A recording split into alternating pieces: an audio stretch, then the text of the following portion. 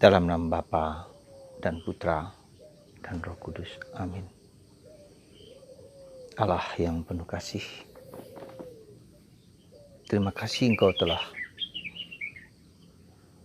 mengajak kami untuk berani lepas bebas. Tak mudah terikat oleh apapun juga yang bukan Allah. Meski kami tahu itu betapa sulitnya. Tapi bantu kami ya Tuhan, supaya kami sungguh-sungguh hanya mengikatkan diri kepadamu di dalam kehidupan kami sehari-hari. Terpujilah namamu kini dan sepanjang segala masa. Amin. Saudaraku yang terkasih dalam Kristus, Yesus hari ini menghibur dan menguatkan kita supaya kita berani lepas bebas terhadap segala sesuatu. Terhadap segala sesuatu yang bukan Allah. Santa Teresa mengatakan, the soul should die for everything that not of his. Jiwa harus mati terhadap segala sesuatu yang bukan Allah. Sekali lagi, jiwa harus mati terhadap segala sesuatu yang bukan Allah. Saudaraku, kata-kata ini tampaknya sederhana tapi ternyata sangat dalam. Karena hari ini Yesus mengatakan atas pertanyaan dan keluhan Petrus, kami telah meninggalkan segala sesuatu. Rumah, istri, suami, harta kami, segala sesuatu untuk mengikuti Engkau. Lalu apakah kami mampu masuk kerajaan surga? Hidup bahagia, hidup kekal. Ya, kalian meninggalkan segala sesuatu dan kalian akan memiliki kehidupan kekal. Keluhan Petrus ini berawal dari seorang kaya yang diminta Yesus untuk menjual segala sesuatu untuk mengikuti dia. Dan ternyata pemuda itu kaya dan tak dapat mengikuti Yesus dan meninggalkan segala sesuatu mengikuti Yesus. Meski dia sudah menjalankan semua perintah Allah, tetapi ternyata dia tidak bisa lepas dari kekayaan dan hartanya. Dan Yesus mengatakan, lebih mudah unta masuk ke dalam lubang jarum daripada orang kaya masuk ke kerajaan surga. Tentu saja ini maksudnya bahwa ya, kekayaan itu hanyalah sarana untuk memuliakan Tuhan. Bukan untuk kita miliki, bukan untuk mengontrol kehidupan, bukan untuk merasa bahwa itulah kebahagiaan kekal. Tidak itu. Nah, karena itulah Petrus mengeluh, kalau gitu siapa? Kami telah meninggalkan segala sesuatu, kami dapat apa? Ya, kalian akan mendapatkan kehidupan kekal. Jadi kuncinya adalah, saudaraku terkasih, ketidaklekatan, lepas bebas terhadap segala sesuatu yang bukan Allah. Sekali lagi, ini yang tidak mudah, keterlekatan. Mengapa tidak mudah? Karena kita itu suka mengontrol. Ya, mengontrol kehidupanku, mengontrol kehidupan orang lain, mengontrol apa saja dengan kekayaanku, dengan apa yang kumiliki, dengan apa yang ku dapatkan. Dengan itu aku merasa tenang, damai, mengontrol.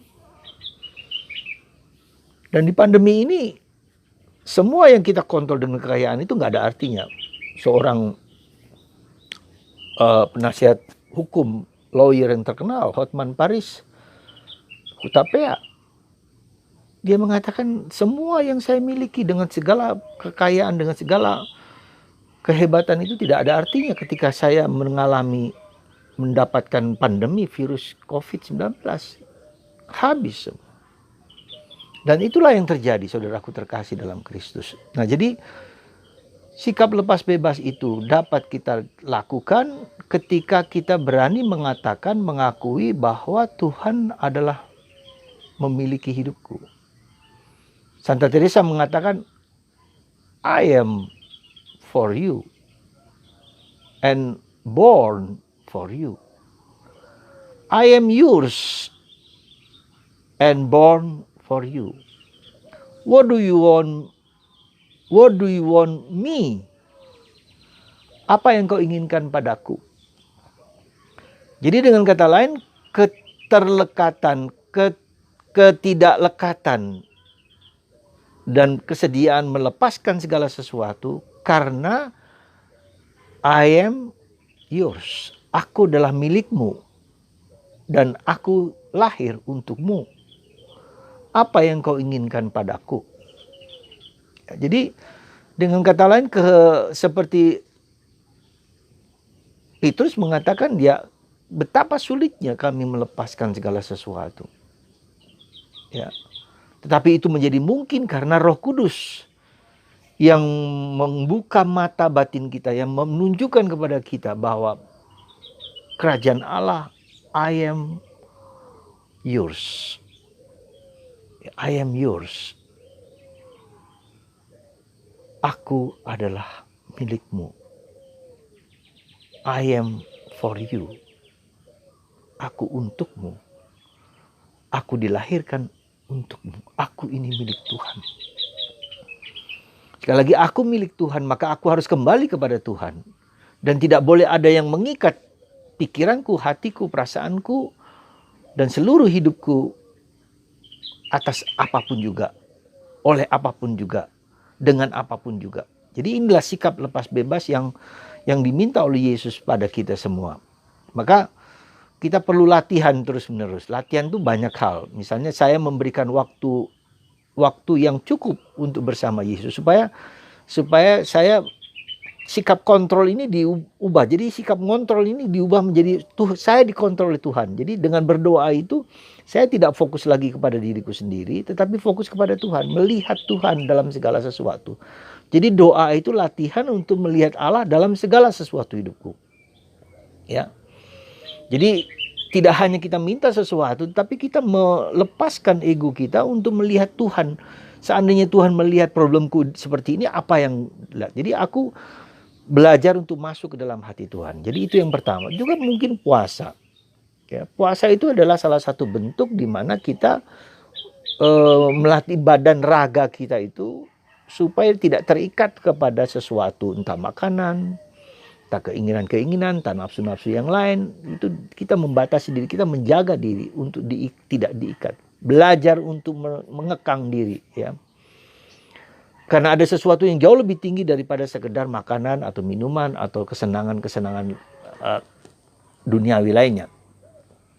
Nah, demikian juga dengan puasa, mati raga, ya. Segala macam bentuk hal yang membuat hati kita tidak terikat dan diikat oleh banyak hal. Yang ketiga, yaitu tadi kita membaca kitab suci. Dengan membaca kitab suci kita belajar juga melihat cara Allah melihat kehidupan ini. Ya.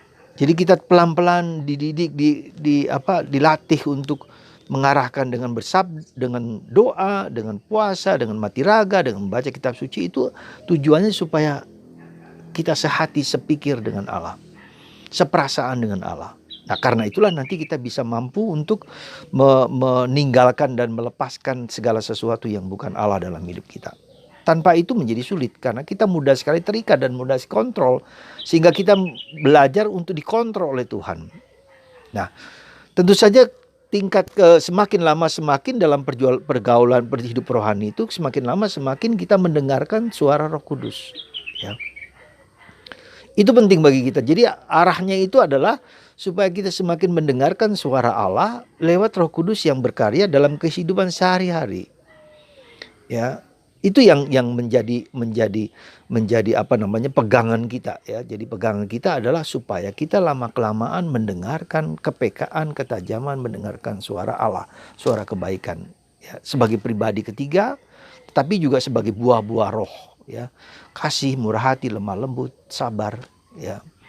Itu saudaraku terkasih dalam Kristus, ketika kita sudah mencapai titik itu, maka kita dimampukan, ya, untuk selalu bahagia di dalam segala sesuatu, selalu memilih Allah, selalu memilih kebaikan, selalu memilih keindahan di atas segala sesuatu. Maka my soul should die for not he is. jiwaku harus mati terhadap segala sesuatu yang bukan Allah. Semoga kita semua melatih diri ya untuk belajar melepaskan ego kita. Tidak terikat pada segala sesuatu yang bukan Allah, apapun juga. Bahkan yang nampaknya mungkin indah sekalipun.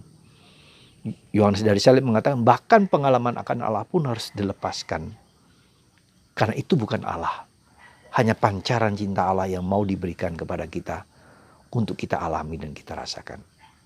Tuhan memberkati Anda dan mendorong Anda untuk bergaul, untuk mengikuti segala macam kegiatan-kegiatan rohani, supaya kita tidak mengontrol Tuhan, tapi dikontrol oleh Tuhan dengan Roh Kudus-Nya. Tuhan memberkati kita semua dalam nama Bapa dan Putra dan Roh Kudus. Amin.